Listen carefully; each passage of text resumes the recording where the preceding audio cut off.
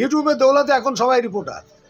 সাংবাদিকতা করার জন্য পড়াশোনা বা সার্টিফিকেটের কোনোই দরকার নেই, শুধু ছাপাখানা থেকে একটা প্রেস কার্ড গলায় ঝুলিয়ে নিলেই হলো। আমিও তাই করলাম। সৌম্যদা ছাপাখানা থেকে এই যে প্রেস কার্ডটা ছাপিয়ে গলায় ঝুলিয়ে নিয়েছি, আর খাতা পেন নিয়ে চললাম সিনেমা পাড়ায়। স্টুডিও ঘুরে ঘুরে দেব, জিৎ, কোয়েল, শ্রাবন্তী এদের ইন্টারভিউ দিতে।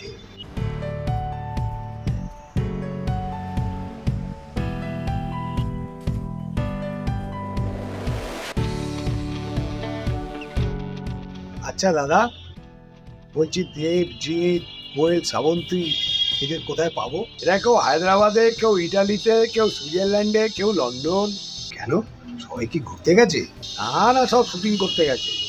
এখন টালিগঞ্জের স্টুডিওগুলোতে আর বাংলা সিনেমা হয় না। স্টুডিওগুলো বেঁচে আছে শুধু মেগা সিরিয়ালের দৌলতে। আপনি মন্দ কিছু বলেননি। এর আগে 3টে স্টুডিওতে সিনেমার শুটিং দেখতে পেলাম, সব জায়গায় মেগা সিরিয়াল। এরপর লোকে ফিল্ম ইন্ডাস্ট্রির কথাটা তুলে দিয়ে কি বলবে জানেন? Serial industry. বেশিরভাগ বাংলা সিনেমার শুটিং তো আর বাংলায় হচ্ছে না, হচ্ছে বাংলার বাইরে না বিদেশে। কারোর পৌষ মাস তো কারোর সর্বনাশ। মানে কিছু লোক বিরিয়ানি খাচ্ছে আর কিছু লোকের ডাল ভাতও জুটছে না। সেটা কেন বলছে?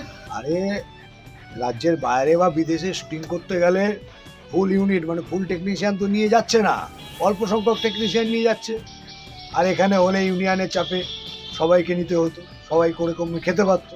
তা না করে ছোট ইউনিট দিয়ে বাইরে চলে যাচ্ছে। আর যারা বাইরে যাচ্ছে তারা বিদেশেও ঘুরছে, কাজও করছে, পয়সাও পাচ্ছে, তাদের পৌষ মাস। আর যারা বাদ পড়লো তাদের সর্বনাশ। তাহলে কলকাতার দেওয়ালে এত সিনেমার পোস্টার দেখছি, সেগুলো কোথায় হচ্ছে, কারা করছে? গুপি, সব গুপি ছবি দাদা, সব গুপি মানে কি আর বলবো দাদা।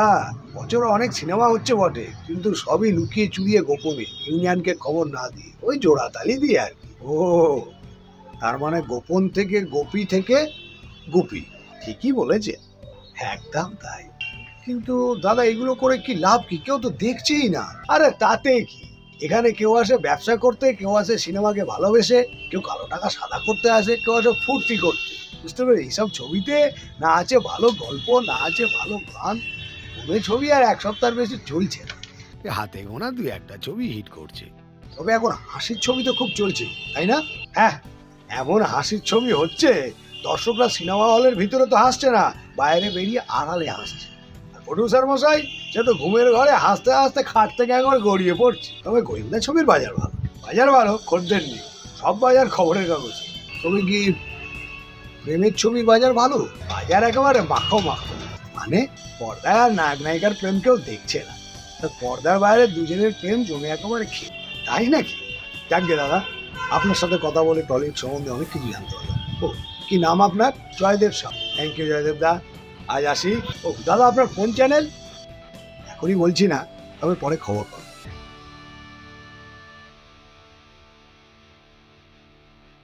4 স্টুডিও ঘুরে সিনেমার কোনো নায়ক নায়িকা না পেয়ে শেষ চেষ্টা করার জন্য আমি গেলাম টলিপাড়ার এক নামের স্টুডিও।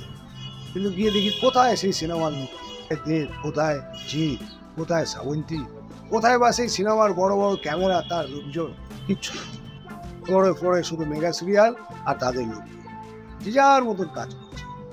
তবে কি বলুন তো, কাজে কারুর মন নেই। মানে মুখে হাসি, মনে হাসি। একজনের সাথে তো দেখা হলো, সে তো কবুল করেই নিল, দাদা মাসের শেষে একটা মোটা টাকা পাই, তার জন্যই সিরিয়ালে কাজ করতে আসা। তাহলে গতানুগতিক একঘেয়ে কাজ করতে আনন্দ আর কোথায়। একরাশ চিন্তা নিয়ে বাড়ি ফিরলাম। ভাবছি বছরে 80-90টা বাংলা সিনেমা রিলিজ করে, তার কোনোটাই কি টালিগঞ্জের স্টুডিওতে হয় না? সব ফ্লোরে শুধু মেগা সিরিয়াল আর মেগা সিরিয়াল। তবে কি টলিউড বলে কিছু থাকবে না? টলিউড টেলিউড হয়ে যাবো।